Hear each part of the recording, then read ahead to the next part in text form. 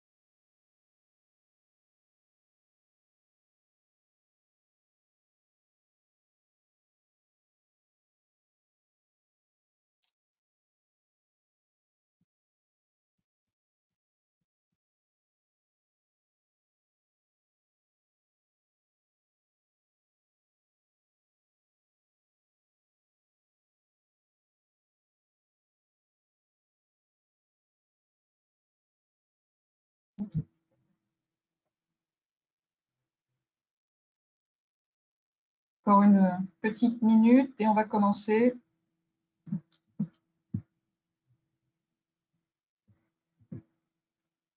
Alors, rebonjour à tous et bienvenue à tout le monde pour ce webinaire qui est organisé par Grant Thornton et Per Angusta en partenariat avec le Conseil national des achats sur le thème « Comment achats et finances deviennent aujourd'hui partenaires » avec le témoignage et le retour d'expérience de la société Worldline. Je suis Christine Larsen, je suis associée chez Grant Thornton au sein de la branche conseil opérationnel et en charge de la practice achat et supply chain. Pour nous présenter rapidement, Grant Thornton Conseil regroupe plus de 300 consultants en France, avec des consultants en organisation, en processus, en management des risques, en système d'information, des consultants achats et des acheteurs opérationnels.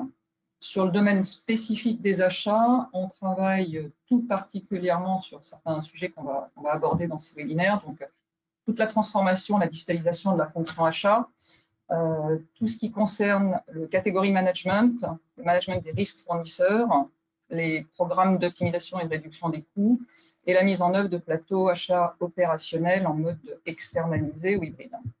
Donc ce matin, j'ai le plaisir d'animer ce webinaire et d'accueillir nos intervenants. Donc en premier lieu, Meryl Bedonnet. Meryl qui est responsable performance, compliance et coordination internationale au sein de la direction achat de Worldline. Comme elle vous l'expliquera, elle a exercé diverses fonctions en direction financière avant de rejoindre la direction des achats et elle nous parlera de son retour d'expérience et plus particulièrement de la mise en œuvre de la solution Per Angusta au sein des achats de Worldline. Bonjour Meryl. Bonjour Christine, bonjour à toutes et à toutes. Midoli Kawaji. Midoli est directrice associée chez Grant Thornton Conseil au sein de la practice achat et supply chain et elle intervient parce qu'elle a été directrice des achats indirects chez Ingenico et dans le cadre du rachat par Worldline et elle a tout particulièrement travaillé sur la mise en place de la nouvelle organisation et notamment l'élaboration du système de mesure de la performance achat et elle a piloté aussi un vaste programme de réduction des coûts dont elle nous parlera. Bonjour Midoli. Bonjour Christine, bonjour à toutes, bonjour à tous. Et enfin, mais pas dernier, Thomas. Bonjour Thomas Delamarre, qui est Customer Success Manager chez Per Angusta et qui a été chef de projet pour la mise en place de la solution, d'abord pour le compte d'Ingenico, puis pour le compte de Worldline. Bonjour Thomas. Merci pour l'introduction Christine, bonjour à toutes et à tous.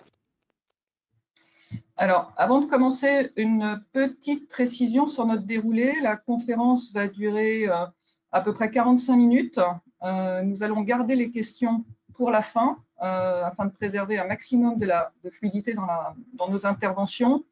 Nous vous invitons à poser toutes vos questions via la plateforme et tout au long du webinaire. Vous avez sur le côté une rubrique questions. Donc, c'est vraiment cette rubrique-là qu'il faut utiliser, qui est réservée pour poser vos interrogations. La rubrique chat n'est pas pour les questions, c'est simplement si vous avez vous voulez poster des réactions ou que vous avez un souci technique sur lequel on essaiera de vous aider. Donc aujourd'hui, le thème de notre webinaire, c'est comment achats et finances deviennent partenaires avec le retour d'expérience de Worldline. Nous allons aborder en fait plusieurs sujets. Tout d'abord, comment rapprocher la vision qui est souvent différente entre les achats et la finance sur la notion de performance et de contribution de la fonction achat.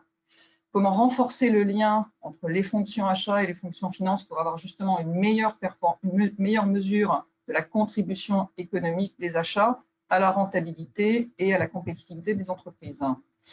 On verra ensuite comment les solutions digitales peuvent faciliter les programmes de transformation et d'optimisation des coûts, en particulier, comme c'est le cas ici, dans des organisations mondiales très décentralisées.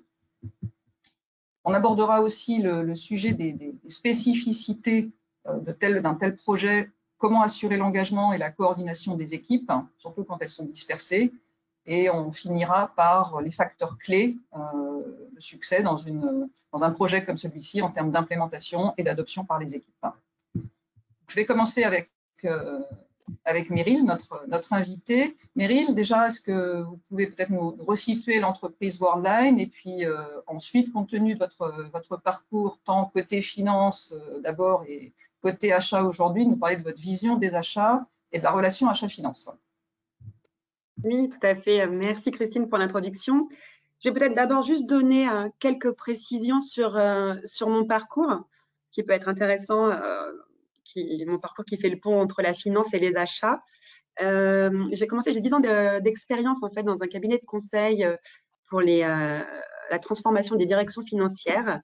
Et c'est dans ce cabinet, lors de différentes missions, que justement j'ai travaillé sur de nombreux sujets achats, P2P, mise en place d'outils de procurement, de nouveaux process et de fonctions achats indirects embryonnaires. Et c'est dans ce cadre en fait que je suis rentrée en 2015-2016 chez Ingenico, dans le cadre d'un déploiement en fait d'un outil P2P Evalua, on ne va pas le citer, et d'un process justement de mise sous contrôle de la dépense, sponsorisé par la direction financière. Juste pour resituer, en 2015-2016, chez Ingenico, on n'avait pas de direction en fait, d'achat indirect. Donc, toutes les initiatives achats étaient portées par la direction achat process, achat transactionnel, on va dire, étaient portées par la direction financière.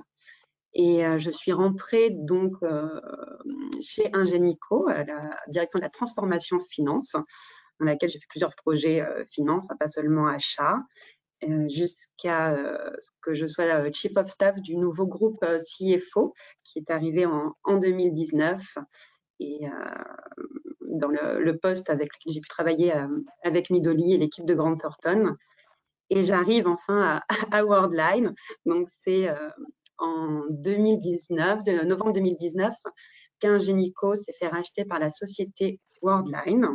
Et c'est via cette nouvelle organisation, ce changement d'organisation, que j'ai profité justement du mouvement pour passer à la direction, passer de l'autre côté, à la direction des achats, avec une multicasquette. Donc je m'occupe de la compliance, de la performance, de l'international overseas, en fait hors Europe, qui provient principalement d'Ingenico. Et également, j'ai une casquette de Global Category Management sur la partie, le pilier frais généraux, indirect. Donc, Worldline, petit brief rapide sur Worldline pour ceux qui ne connaissent pas. Worldline est issu aussi de l'entreprise Atos, donc d'un carve-out en 2019 pour devenir un pure player indépendant du monde du paiement, des services numériques de paiement. Et dans le cadre du rachat d'Ingenico, fin 2019, l'objectif étant de devenir un leader du marché européen évidemment dans le domaine des transactions numériques de paiement. Donc, ce qui est intéressant aujourd'hui chez Worldline, en tout cas pour notre discussion, c'est qu'on couvre une 50aine de pays au niveau international et que l'on couvre un spend indirect d'environ 1 milliard d'euros, dont 750 millions d'euros qui sont adressables par une direction des achats, sachant qu'on a un montant conséquent en fait qui sont des banking fees, des rétrocommissions auprès de nos acquéreurs et qui tombent dans notre spend, mais sur lesquels on n'a pas d'action directe en fait, en tout cas aux côtés de la direction des achats. Et donc voilà, je ne vais pas rentrer peut-être en détail sur les activités de Worldline. C'est écrit sur notre site, mais globalement, voilà, ce sont vraiment des services paiement avec de solutions numériques au paiement auprès des enseignes et également Worldline.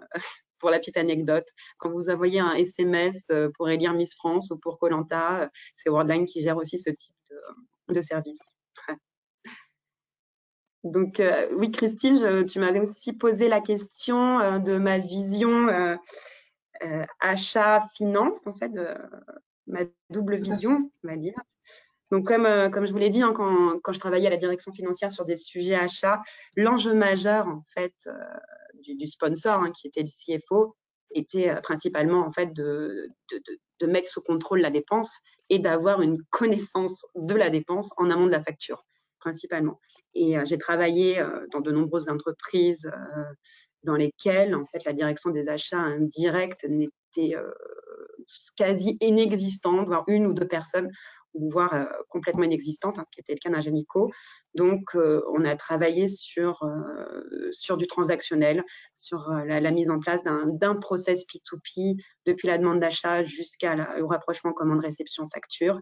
Et l'objectif majeur, en fait, en tout cas pour nos finances, était d'anticiper les coûts et de pouvoir avoir un impact sur le demand management, de pouvoir dire non, ce qui n'était pas le cas en fait avant dans les entreprises, vu qu'on recevait les coûts a posteriori. Donc la bascule côté achat, c'est justement très intéressant d'aller toucher l'amont du process. Donc le spend, d'aller optimiser ce spend via des actions achats, car on va dire les gains d'optimisation sur un process de production administrative sont limités et les enjeux sont vraiment en amont au niveau du sourcing, des lancements de RFP, du category management. Et c'est ce sur quoi je travaille aujourd'hui, qui ne faisait pas partie forcément de mes activités côté finance.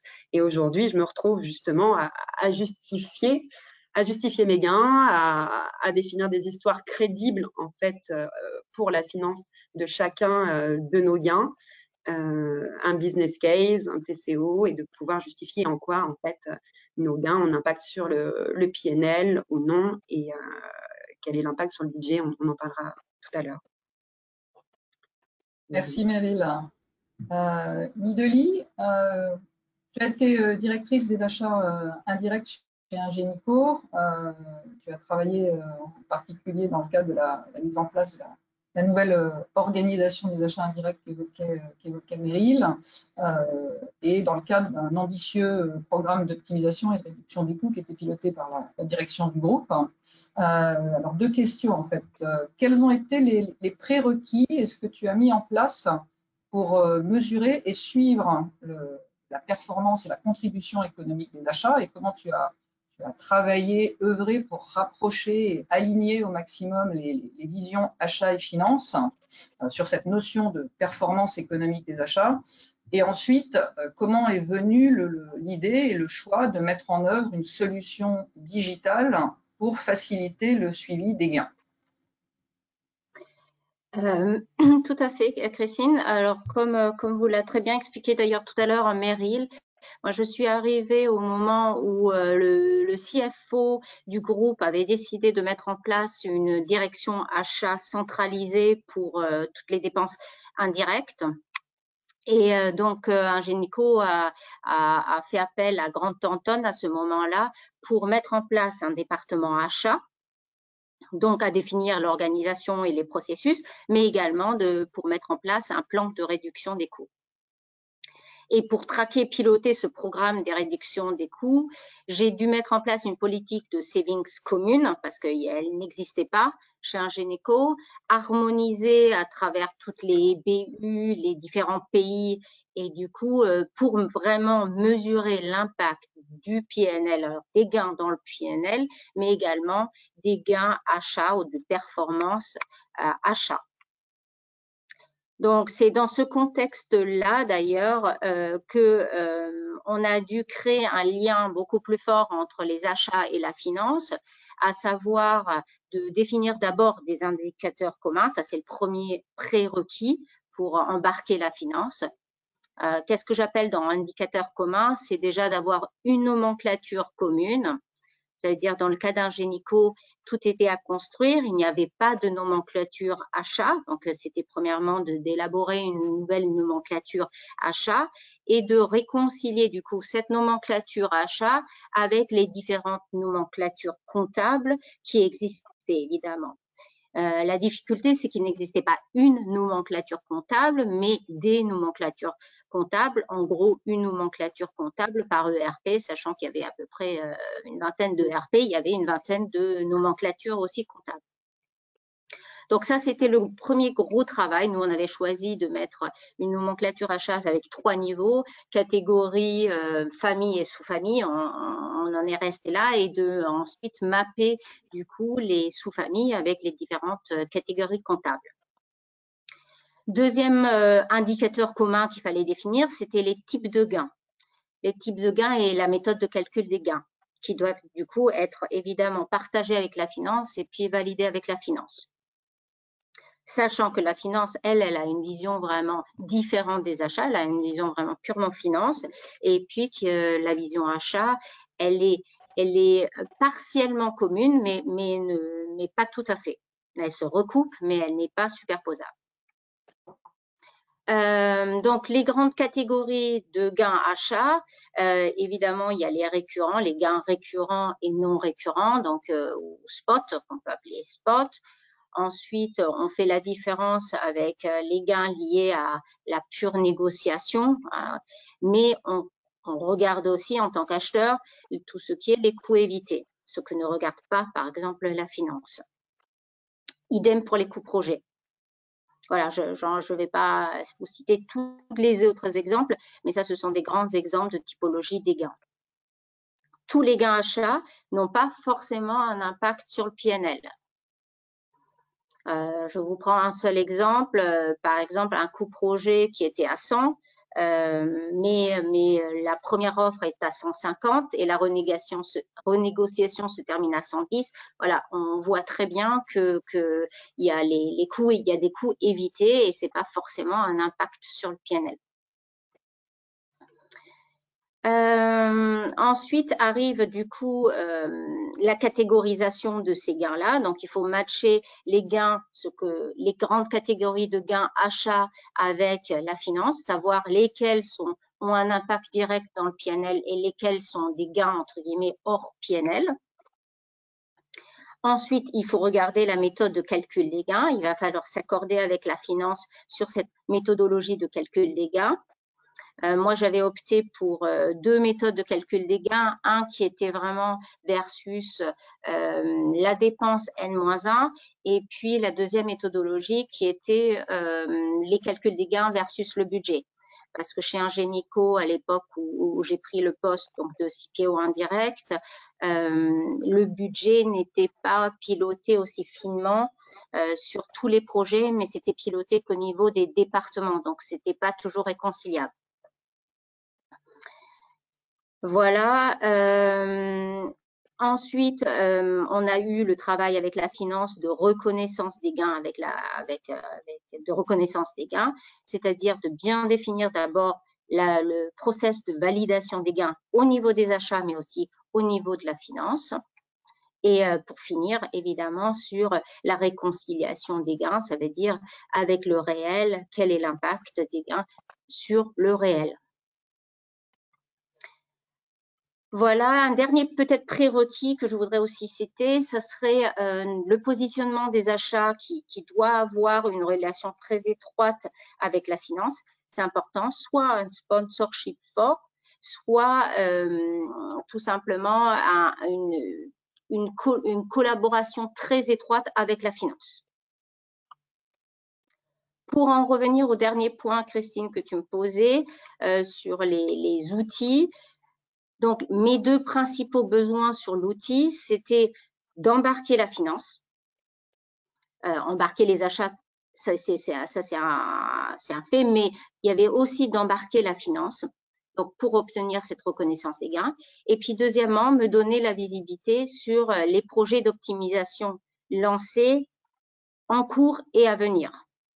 Ça me permettait justement d'ajuster ou de booster mon programme de réduction des coûts en fonction de catégories, en fonction peut-être des acheteurs, en fonction des pays. Ok. Donc, c'est comme ça que vous avez choisi et mis en œuvre la première étape dans la solution Per Angusta. Merci, Midoli, pour ces explications. Meryl, du coup, quand vous avez pris votre poste chez Worldline, vous avez aussi fait le choix d'implémenter la solution chez Worldline. Est-ce que vous pouvez nous donner un petit peu le contexte et du coup les objectifs spécifiques que vous avez assignés à la solution en fin d'année dernière? Oui, bien sûr. Enfin, évidemment, il y avait plusieurs raisons pour le contexte. Donc, Ingenico a été racheté par Worldline, en tout cas le début de l'entreprise commune a démarré en novembre 2019, donc en fin d'année.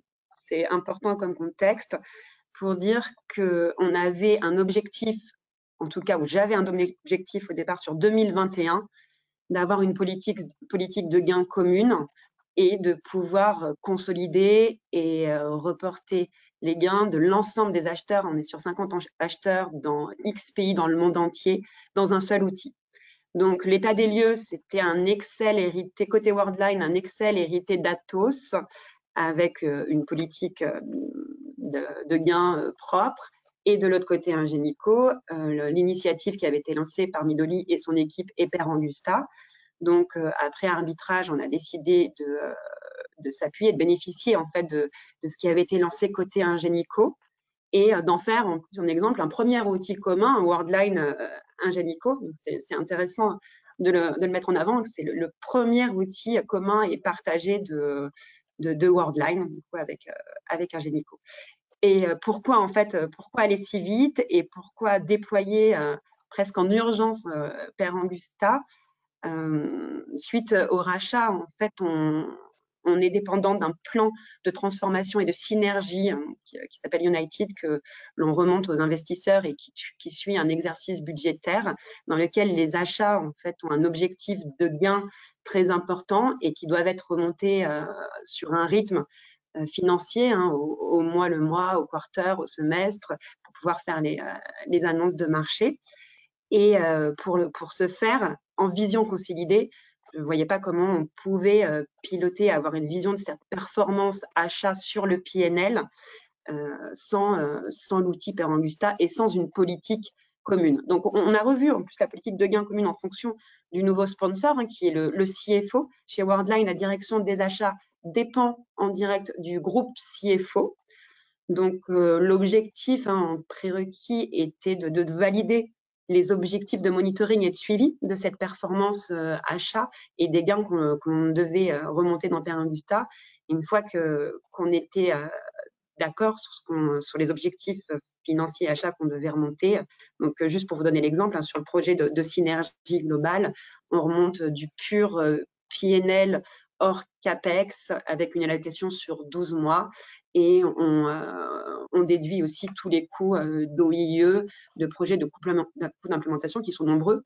Parce que, par exemple, toutes les initiatives marketing qui ont eu lieu en 2021 sont sur des coûts d'implémentation et nous, côté achat, on ne peut pas les remonter en fait comme des coûts PNL.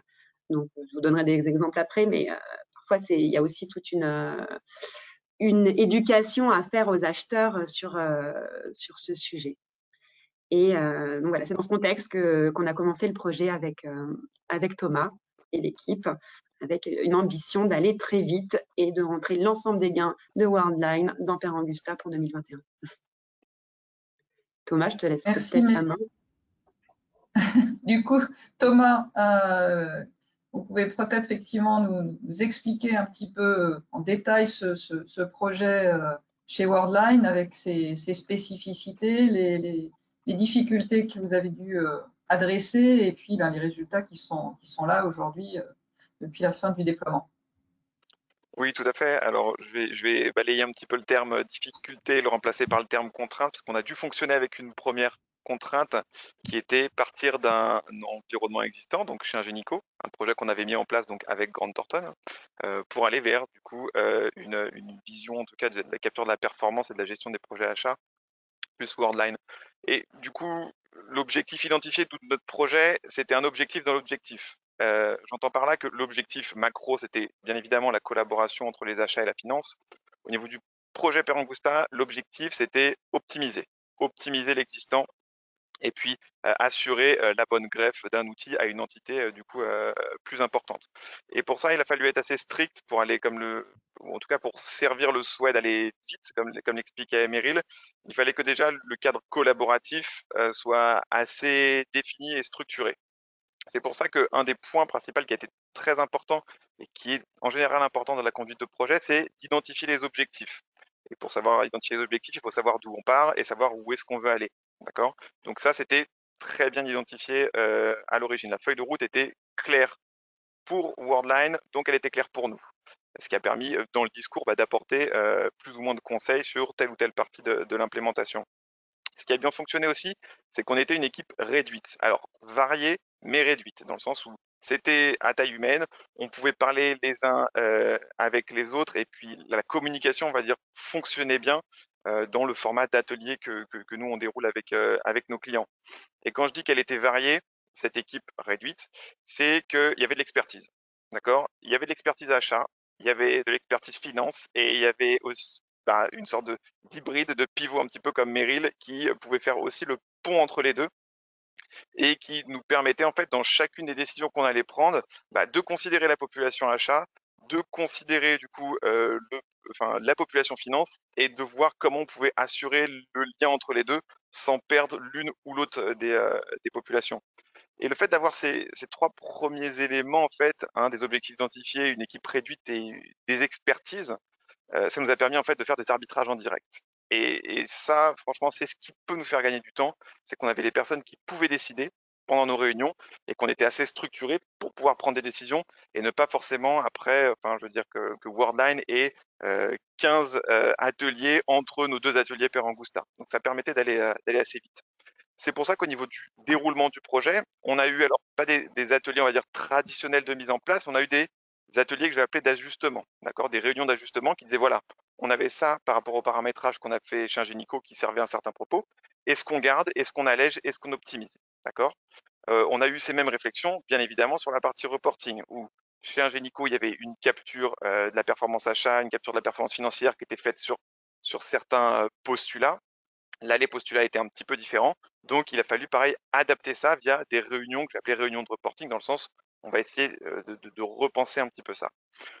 Une fois qu'on avait fait ce cadre, on va dire ce nouvel outil, il a fallu bien évidemment faire des sessions de formation. Alors, c'était des sessions plus de révision pour les personnes qui avaient été formées sur Ingenico pour leur expliquer comment le nouveau process de suivi des gains sur Worldline allait se matérialiser dans l'outil. Et puis, pour les utilisateurs Worldline, c'était bien évidemment donc une première formation.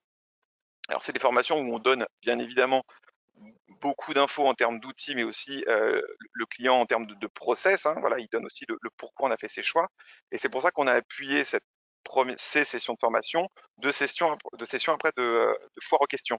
Donc, c'est vraiment, on vous donne l'outil, il est vôtre, on vous a expliqué comment il marchait, et puis on va suivre quand même cette adoption avec différentes sessions de foire aux questions, semaine 1, semaine 2 et semaine 3 après le démarrage, pour répondre à vos questions. Donc, Perangusta est là pour répondre aux comment vous pouvez utiliser l'outil. Et puis, on avait toujours un copilote, Grant Thornton ou Worldline, qui expliquait pourquoi on a fait ces choix. Et ça a été rapide parce que, comme vous pouvez le voir, en fait, on va dire que la masse de travail pour ce projet a été de 13 heures.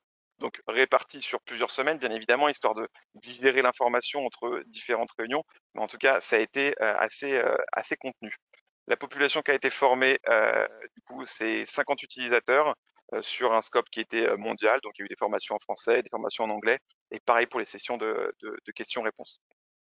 Et le résultat de tout ça, donc, comme je vous l'ai dit, ça a été une simplification des formulaires. Donc, on s'est reposé la question, est-ce que l'intégralité de ce qu'on capture en données d'entrée, est-ce que ça va vraiment servir notre reporting? Donc, il se trouve qu'on a pu élaguer parfois quelques champs. On a aussi fait des optimisations de règles, parce qu'on peut mettre dans Perangusta des règles de gestion qui permettent d'assurer soit des flux d'approbation, soit de la consistance en termes de données. Mais s'il y a trop de règles, parfois, on va freiner l'adoption. Donc là, on a essayé en fait de trouver le juste milieu entre contrôle d'une saisie qui va être propre, intelligible, et favoriser l'adoption dans le sens où à chaque fois qu'on fait un clic, on n'a pas une approbation qui doit attendre le clic de quelqu'un d'autre. D'accord? Et donc, via ces sessions aussi de réunion de reporting, on a bien évidemment optimisé le reporting existant et puis on a essayé de réduire au maximum le nombre d'indicateurs pour donner uniquement ceux qui nous semblaient pertinents. Et du coup, ce qui donne tout le déroulement de ce projet donne à date quelque chose comme ça. Donc la plateforme Worldline aujourd'hui, c'est plus de 1800 projets achats qui sont renseignés, plus de 1500 rapports de gains. Et si on regarde le nombre de connexions depuis le démarrage du projet pour Worldline, on est sur 52 connexions en moyenne par utilisateur depuis début 2021. Et alors, c'est une donnée qui est intéressante parce que l'outil Perangusta, du coup, n'a pas vocation à être un outil de reporting uniquement, mais surtout un outil de suivi de projet, un outil collaboratif. Donc, si on prend ce chiffre, vu que ça fait moins d'un an qu'on fonctionne, on peut dire qu'un utilisateur se connaît en moyenne plus d'une fois par semaine. Donc, on est sur un suivi régulier des projets achats et des rapports de gains. Merci Thomas. Du coup, est-ce que vous pouvez peut-être aussi illustrer un petit peu plus le type de reporting que vous avez mis en place? Oui, tout à fait. Alors, ce qu'il faut savoir, c'est qu'au niveau du paramétrage de l'application, donc Perangusta, c'est une appli qui fonctionne sur un code unique avec un certain nombre, on va dire, de variables d'ajustement qui permettent de customiser au maximum quelque chose. En revanche, le code reste unique, d'accord? Mais on a une fonctionnalité qui s'appelle donc les tableaux de bord personnalisés qui là, du coup, devient un peu plus bac à sable, d'accord? Donc, on saisit, en tout cas, l'acheteur va saisir de la donnée d'entrée est très importante, et les tableaux de bord personnalisés vont nous permettre de se poser la question, bah tiens, on a plein d'informations à disposition, quelle est du coup celle qu'on va prendre, d'accord, pour créer des indicateurs. Et donc, alors j'ai essayé de faire un résumé sur 3 typologies d'indicateurs. Alors, vous avez des captures d'écran qui ne vous montrent pas explicitement les chiffres. L'essentiel, c'est pas de voir quelle est la part de orange, de bleu, etc. C'est plus de comprendre qu'on a pu construire différents types d'indicateurs. On a construit donc des indicateurs en pensant toujours à quelle est bien évidemment la population cible, donc les achats, la finance. On a construit un premier type d'indicateur qui va être un peu plus destiné aux achats, qui est la suivi et la gestion de projets achats, avec vraiment la donnée d'entrée qui est propre à leur métier et qui a vocation à être des indicateurs à utilisation, on va dire, un petit peu quasi, je vais dire, quotidienne et hebdomadaire, dans le sens, je regarde l'avancée de ces indicateurs par rapport à la mise à jour de mes projets dans l'outil. Premier type d'indicateur, très visuel, avec des couleurs, des graphiques, etc. Ensuite, on a un deuxième type d'indicateur qui est un petit peu hybride, parce que comme l'expliquait Midoli, on peut essayer de trouver un langage commun, mais il n'est pas non plus forcément superposable. On peut néanmoins trouver des petits pivots de ralliement, d'accord, sur de l'analyse de données. Et c'est pour ça qu'on a créé des reportings que j'ai appelés reporting réguliers, qui en fait ont été faits dans une logique de tableau croisé dynamique. D'accord. Donc, quand on parle de tableau croisé dynamique, on est peut-être moins sur la visualisation quotidienne, mais plus sur du reporting cadencé, à savoir quelque chose qu'on va regarder mensuellement, par exemple, si on doit faire un rapport à nos managers, à notre équipe, etc. Et donc, on a construit un ensemble de tableaux plus pivots qui permettent d'avoir des entrées de données en colonne, en ligne, et avoir tout un tas d'indicateurs qui ont été construits. Donc, la population ici peut être hybride. Elle peut servir le propos finance, le propos achat. Et enfin, on a créé quelque chose qui est un petit peu plus brut, que j'ai appelé dans ce cas présent l'export personnalisé, qui est simplement en fait une somme de colonnes, d'accord, qui ont été choisies, bien évidemment, et qui vont nous permettre de générer un fichier Excel assez brut à destination de la finance. Comme ça, on peut prendre exactement ce que la finance souhaite regarder, parce qu'on sait qu'après, au niveau des métiers finance et contrôleurs de gestion, il peut y avoir des retraitements Excel qui sont faits par ailleurs. Donc, on leur donne en fait un format qui est directement exploitable et qui peuvent en fait extraire à la demande. Donc, voilà, les 3 typologies d'indicateurs en gardant toujours en tête la population cible. Merci Thomas. Meryl, peut-être un petit point, on a évoqué effectivement la simplification un peu du reporting et l'utilisation de l'outil Perangusta chez Worldline avec un focus très sur les gains enfin, comptabilisés dans le PNL. Pourquoi ce focus très financier? Ce focus très financier, j'ai répondu en partie justement en expliquant quels étaient nos objectifs et qu'on avait un impératif en fait de réponse aux objectifs du plan de transformation et du plan de synergie lié au rachat d'Ingenico par Worldline et qui était appuyé sur un exercice budgétaire. Donc tous les gains et savings que l'on remonte dans notre target achat, en fait, sont reportés dans un suivi global financier par mois et en fonction du budget de ce plan de synergie. Donc pour nous, c'était impératif d'avoir des critères qui permettaient d'isoler en fait la vue purement finance, donc des critères CAPEX, OPEX, ce qu'a présenté Midoli, des critères de type d'action du savings avec un impact PNL ou non. Dans le cas des coûts évités, on est hors impact PNL. Dans le cas du demand management aussi, c'est un point intéressant parce que on a eu beaucoup de débats en fait sur tout ce qui concerne l'optimisation et le demand management, mais dans le cadre de notre plan de synergie, en fait, toute la demande management est portée au budget par le business. Donc, par un défaut aux achats, même si ça n'empêche pas la direction des achats et les acheteurs de pousser le demand management et de travailler main dans la main avec le business dans ce sens-là. En tout cas, en termes de reporting, on doit l'exclure en fait de notre plan de synergie de notre côté. Donc en fait, on a plusieurs leviers, plusieurs critères qui nous permettent d'avoir une vue très très restreinte, purement PNL avec les critères de notre plan de synergie United. Et ensuite, on rajoute différents critères. Et si on veut rajouter la vision CAPEX, on peut. Si on va avoir une vision qu'on appelle, nous, alors c'est de l'anglais chez Worldline, Procurement Internal Performance, donc purement performance achat, on peut la rajouter. En fait, on a plusieurs couches et plusieurs étapes qui font qu'au plus fin, on colle en fait à l'exercice budgétaire du plan de synergie et en rajoutant différents critères, on arrive à une vision de la performance globale du département achat. Et je voulais juste préciser pour ceux qui ne connaissent pas Perangusta que dans cet outil, en fait, l'acheteur saisit en fait un projet avec un forecast, prévision de gains sur ce projet et une baseline sur laquelle va reposer le gain. Donc, au départ, on a une vision opérationnelle du projet sur lequel l'acheteur travaille avec cette vue prévisionnelle de gains. Et ensuite, on crée des saving reports, des reportings de gains au fur et à mesure en fait, qu'on a les actuals. Donc, on a toujours une comparaison du forecast en fait du projet versus les actuals qui tombent potentiellement tous les mois avec une volonté de suivre le compte de résultat.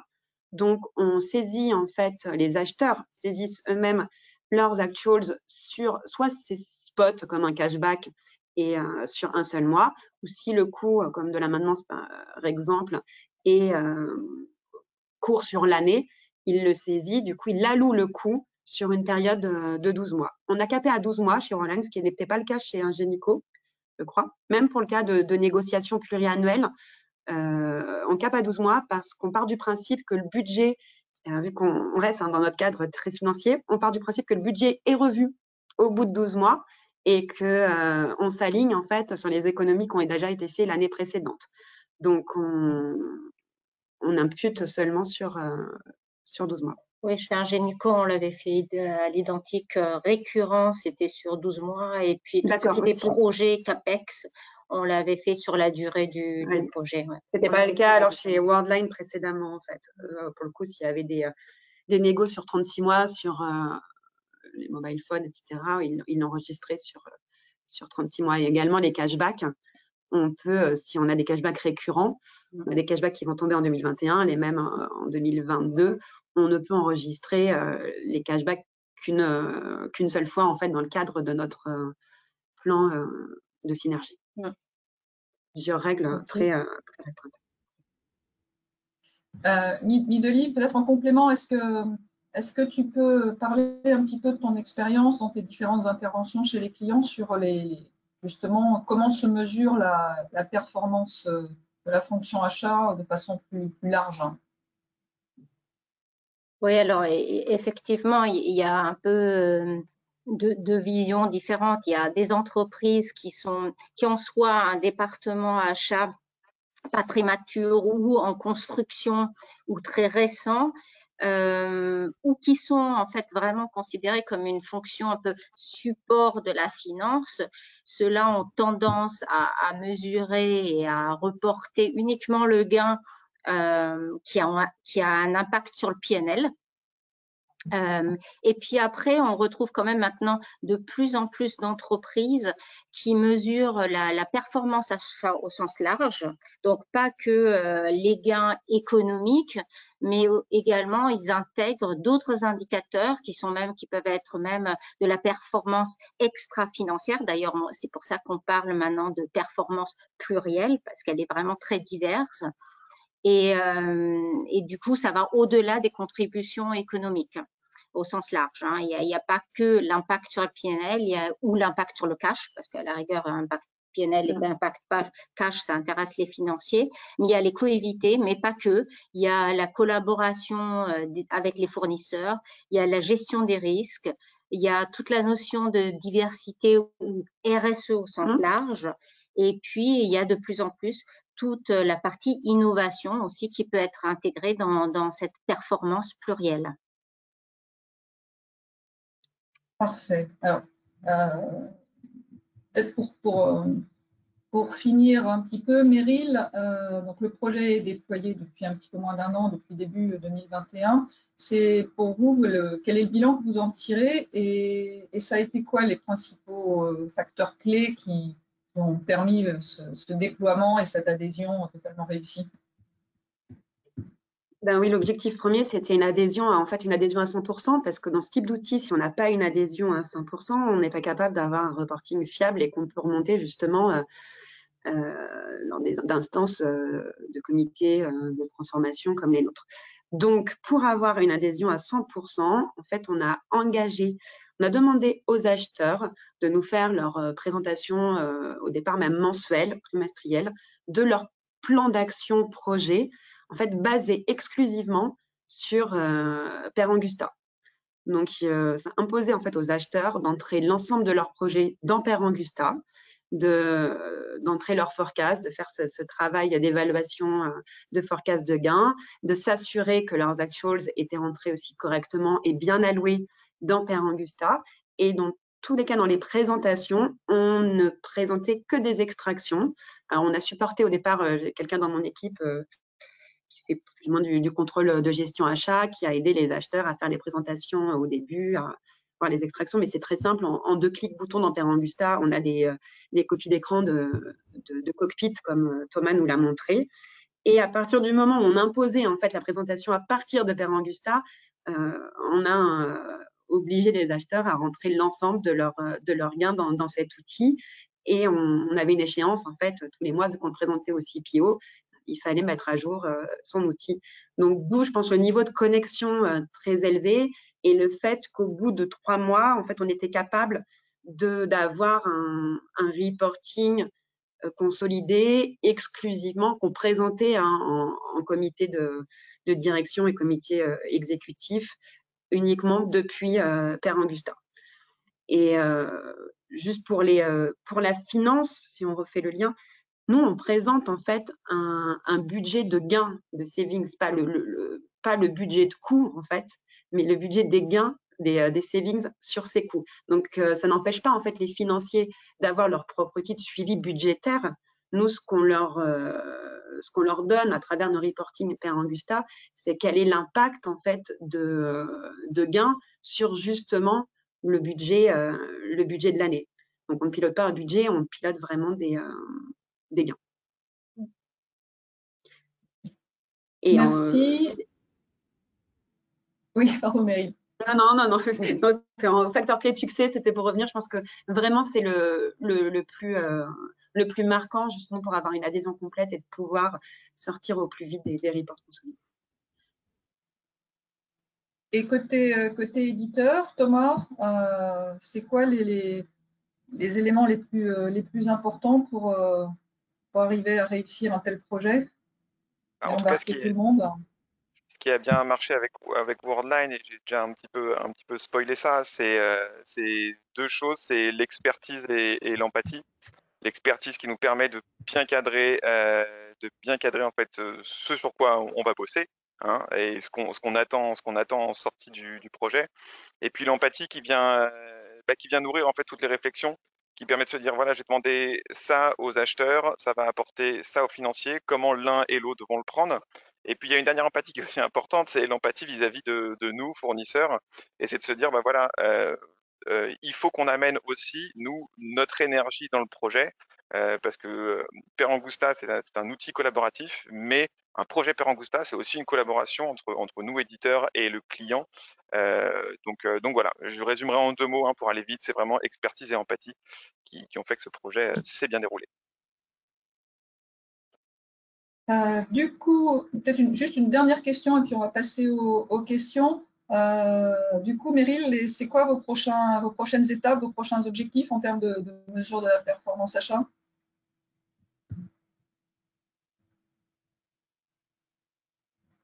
Désolée, j'étais en mute. Justement, on a focalisé beaucoup, hein, sur le reporting financier cette année. Et en effet, hein, dans mon équipe, j'ai aussi un département compliance RSE où on suit en fait de la performance sur du risk assessment, les onboarding de fournisseurs sur notre plateforme EcoVadis, le nombre de fournisseurs adaptés. On a plusieurs KPI qui aussi doivent remonter dans d'autres instances et qui ont leur importance dans une direction des achats matures. Et en effet, dans l'idéal, si on pouvait avoir une vision complète, un dashboard, un cockpit de la performance de la direction des achats, la performance purement financière et de la performance plurielle, on va dire qualitative, RSE, en tout cas, c'est l'objectif de l'année qui suit. D'accord. Okay. Je ne sais pas si Perangusta peut nous aider. Voilà, bah justement, ça fait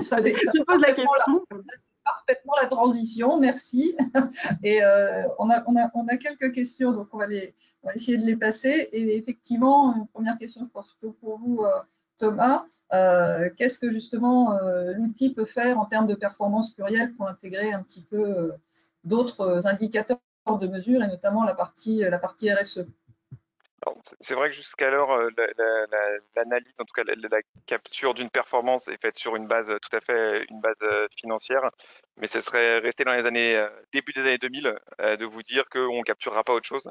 Donc bien évidemment, c'est quelque chose qu'on a intégré dans notre roadmap, en tout cas dans la réflexion de développement, qui est la capture de performances extra-financières. Alors ça commencera sûrement par quelque chose sur lequel il faut se pencher, hein, de plus en plus, bien évidemment, c'est la capture des émissions de CO2 potentiellement.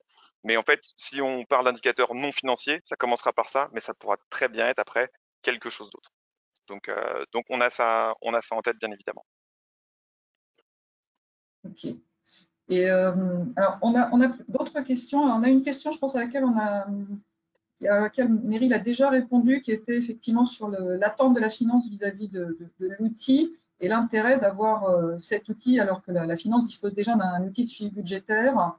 Mais je pense que tu as déjà donné les éléments, Meryl. Oui, j'avais vu la question, donc j'ai essayé d'y répondre tout à l'heure. Ok. Alors, on a une autre question qui est, pouvez-vous revenir sur la volonté de Worldline de faire un focus principalement alors, ça revient à notre question sur la performance dans le PNL versus la performance au global. Et est-ce que du coup, ça risque pas d'être parfois un peu démotivant pour les acheteurs qui, comme on l'a vu, ont des tas d'autres contributions à la performance de l'entreprise et à la compétitivité de l'entreprise, hein. Comment vous gérez cet aspect de ne répertorier à ce stade qu'une partie de la performance économique, hein? Oui, c'est pas évident pour des acheteurs qui ont en plus parfois des expériences dans d'autres entreprises qui ne sont pas moins pilotées en fait par la finance et dont le département achat ne répond pas forcément en direct à la direction financière. Donc, on a eu aussi un travail d'éducation, on va dire, sur des principes purement financiers pour que les acheteurs comprennent et puissent aussi avoir une vision maintenant de leur projet et de leurs savings avec des critères financiers, hein, sur rien que de réexpliquer la notion de coût, de tâche, de compte de résultat, de bilan. Et c'est une formation annexe pour les acheteurs qui était aussi intéressante pour eux d'avoir, en tout cas, on a eu des bons retours et sur le fait d'avoir une vision plus large et plus complète. Après, en effet, j'ai souvent aussi des retours, mais pourquoi ce savings, on ne le remonte pas, pourquoi il n'est pas valorisé? J'ai l'impression que mon travail n'est valorisé qu'à moitié. Et je pense qu'il est important de garder des objectifs purement achat pour les acheteurs. Et j'essaye, en tout cas, dans mon équipe, d'avoir dans nos objectifs semestriels et annuels un objectif sur nos objectifs financiers et un objectif qui correspond à leur performance achat, qui reste de toute manière leur métier et un atout pour l'entreprise. Donc, on pilote les deux et on essaye de valoriser l'ensemble de l'action de l'acheteur. Ok, merci. Une autre question, plus pour Thomas. Est-ce que vous pouvez donner quelques éléments un peu de coût, de timing pour la mise en œuvre en fait d'une solution comme PerAngusta en fait, hein. Et est-ce qu'il y a des configurations minimum en termes d'acheteurs, en termes de spend? Qu'est-ce que vous préconisez? Alors, en termes de coût, bien évidemment, s'il y a besoin d'aller creuser, je passerai le relais à notre super équipe commerciale. Ce qu'il faut savoir, c'est qu'on est sur un modèle qui est tout compris en quelque sorte. C'est-à-dire qu'il va y avoir un coût de licence qui va regrouper du coup bien évidemment l'utilisation, l'hébergement, le support, la maintenance corrective évidemment, mais aussi évolutive, comme je disais tout à l'heure. C'est un modèle commercial qui fait que vous avez accès à une application, à un code unique, mais du coup, vous bénéficiez de toutes les améliorations. Donc, tous nos clients bénéficient tous des mêmes améliorations, ce qui permet d'avoir du coup avec un modèle commercial, du coup quelque chose, en tout cas en termes techniques, qui est très évolutif. Et on a fait récemment une enquête sur une perception de retour sur investissement, et à 90%, nos clients ont dit qu'en moins d'un an, du coup, ils avaient pu constater, en tout cas, un ROI sur cet investissement. Après, en termes de cible, on a des clients qui ont des directions achats, ou on va dire peut-être plus des départements achats de 10 personnes, potentiellement, une petite dizaine de personnes, jusqu'à des clients qui ont plus de 1000 utilisateurs. Donc, on va dire qu'on va adresser tout type de clientèle sans forcément de barrière. Ok. Alors, j'ai encore une dernière question. Comment passe-t-on des économies achats aux économies budgétaires? Alors, peut-être Fanny Delis, peut-être repréciser. Alors, oui, volontier. Comme je le disais précédemment, il y a vraiment deux visions différentes, hein, achat et finance, vous l'aurez compris. Et même s'il y a de la convergence, comme je disais tout à l'heure, elles sont quand même distinctes. Donc, l'important, c'est de pouvoir, à partir du budget et de l'autre côté, les actuals, donc tout ce qui est le réel, réconcilier les deux. Et entre les deux, il y a quoi? Il y a souvent les effets devises qu'on peut avoir, les effets volume. Et puis, comme le disait aussi Meryl, il y a le demand management. Donc, à voir comment on le traite, si c'est traité via les achats ou par le métier. Mais en tous les cas, ça, c'est à dissocier des gains purement achats avec impact sur le PNL.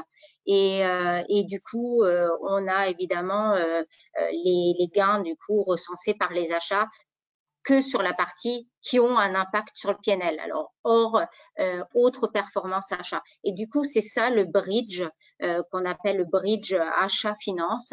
Et c'est à ce moment-là qu'on peut réconcilier les économies achats avec les économies budgétaires.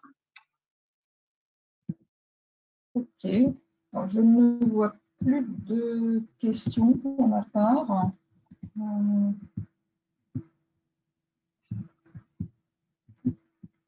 Est-ce que vous voulez rajouter quelque chose ou sinon on va peut-être clôturer le webinaire. Il me reste à vous remercier tous pour votre participation et on vous fera parvenir, les participants, les quelques slides qui étaient en support de notre présentation d'aujourd'hui.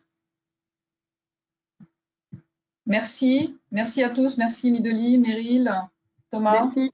Et merci à tous pour être venus. À bientôt. Merci, Merci, au revoir. Au revoir. Au revoir.